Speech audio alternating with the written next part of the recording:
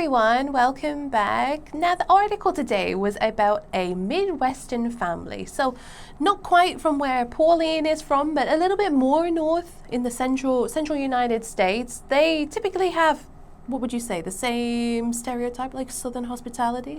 Similar. Similar? Right. So they, as a family, husband, wife, and 2 children, decided to take a trip to London. And they were traveling to other places in Europe at the same time. And in a video on social media, they decided to call out Londoners for being unfriendly and rude. So their description was that their children didn't receive any smiles from strangers, and they felt that Londoners were very imposing and just not very welcoming to them. And they made the comparison of people in France who were much more welcoming, much more friendly to them when they visited, which from my personal British experience was the exact opposite. So actually, a lot of British people really took offense to this video, myself included, because the family that posted this on social media are actually like a travel blogging family. And for a lot of people, they felt that this family were being entitled.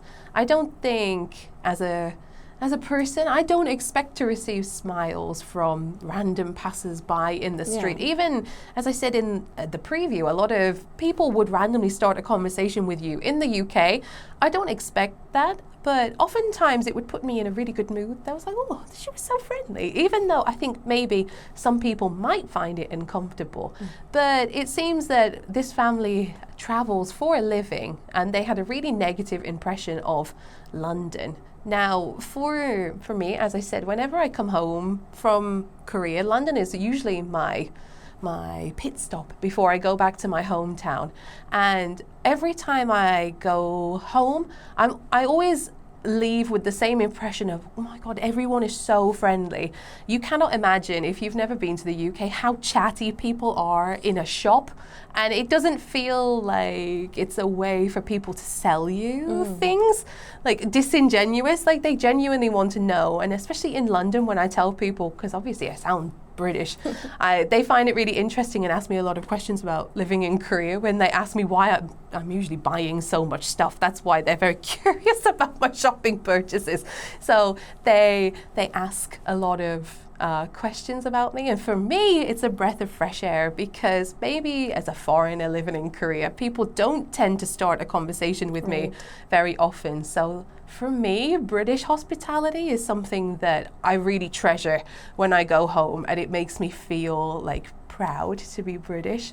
But unfortunately, a lot of people in England decided to take the mickey out of this family, and I honestly put them in their place for oversharing their feelings about what happened to them in London. And as you said, for me, I understand London culture to be like New York. People have places to be, and there's a huge mix of business people and locals and tourists in London. It is like a huge melting pot of people, and it's not often that people are standing in the street smiling at random people or like tipping their hat, like old-fashioned British culture, because London is like a city that never sleeps. People have places to be, places to go, things to do. They don't have time to like coo at someone's children and like treat them with extra care. And maybe because this family had that opinion of the UK from their experience, they were also standoffish. I think it might go both ways. But a lot of people accuse them of having main character syndrome, thinking that the world revolves around them, when really London revolves around business. Right. So like a random family of American tourists is not unique in any way. And so I think they were just expecting special treatment, when really, for me, I think that they were being entitled and didn't deserve it.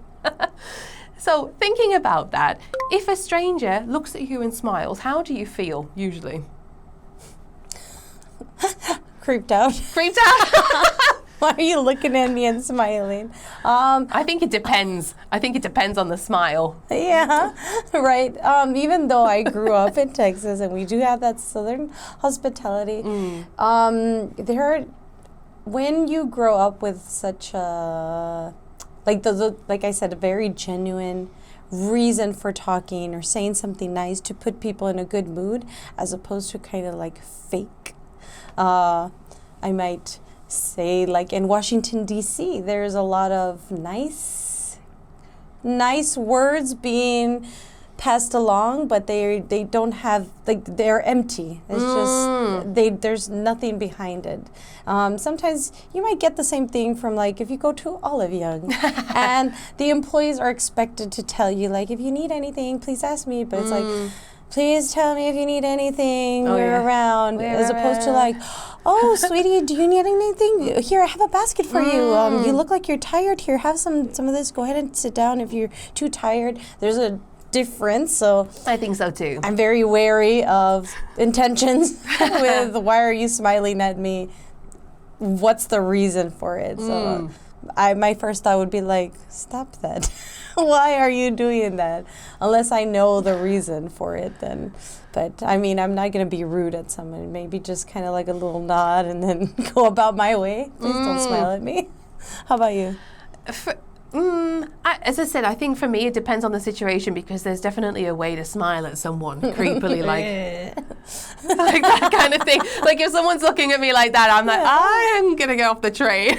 I'm out of here. But I think for me, I try to be aware of like my surroundings, I guess, and I don't necessarily look at people, but if someone's like coming through the same door as me and we need to like make way or something like that, there's a passing of people. Yeah. I try to smile, but not like stare at them in the face as I do it. I'm just like like not really making eye contact, but I'm smiling to make sure that I seem polite, that kind of thing. But yeah, if like an old lady smiles at me on the subway, I'm like, smile back. But if it's like someone creepy staring into my soul, please avert your eyes. Then I'm out of here. So under what circumstances do you think it's normal to say hello to a stranger? I don't think you have any Southern hospitality. I think I'm quite an introvert, and I don't really like talking to people. So there has to be a reason. I'm not rude to people if they do talk to me, but I'd rather they didn't. So in Korea, one thing that I would say is like I don't like having to do unnecessary hellos to random people, especially because it's not in their culture. But if there's like the 관리 아저씨, I will make sure that I say hi to him every day, so he knows like, hey, I recognize I recognize that you have a role here, and so I will say hello to, some people that I can recognize that their position may be, like if I visit a GS often, make sure that the worker, I see you, something like that, but not just random strangers. Unless it's little kids that run up to you and like, "Wegukin," and then hi, and they want to practice their English. I think that's cute, so that's fine. I was just about to say, that's usually if I can see a child looking at me, I'm like, yeah. I think the only time where I ever go out of my way to talk to a stranger, and it would only be in Korea, is when I see other foreigners that are clearly a tourist looking at their phone, and they're like all gathered around their phone being like, and then looking around like this. I'm like, do you need some help? Right. That is the only time that I ever approach a stranger, and I think I'm more inclined to do it because I can hear them speaking English, and I feel comfortable. I feel comfortable with my knowledge of Korea and using English that I approach them. And I've never had a situation where someone was like, "What's this weirdo doing?" like talking to me. Man. Usually they get lost by myself. Yeah, because it's not like I charge up to them. I'm like, "Do you need help?" I'm like, "Are you okay? Like, I live here. Do you have a question about like?" Do you smile at them creepily before? No, but I approach with a friendly demeanor, I would say. I'm not like, "Do you need help?" Now it's a Londoner. Kind of like, Yeah. hey, do you need something? Yeah, I have like nunchi. I read Yeah. the room. I read the room before approaching. Usually it works out quite well. I've never had anyone that seemed like disturbed that I approached I don't them. know. Look through TikTok. There might be one where they're like, this British woman in British Korea girl." just came and attacked us. We're just looking at our phones and she assumed we were lost. In that case, though, maybe I'm being overly friendly. At least I'm not standoffish. So I hope that if you do visit London, that you seem to have a happier experience than this family from the Midwest did. If you have time, we hope that you can take a look over the vocabulary for today and try to incorporate it into your everyday life. And we will see you in the next one. Bye.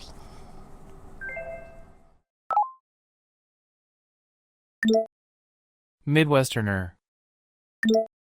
Midwesterner. Overshare. Overshare. Stony. Stony. At every turn. At every turn. Take the mickey out of somebody. Take the mickey out of somebody.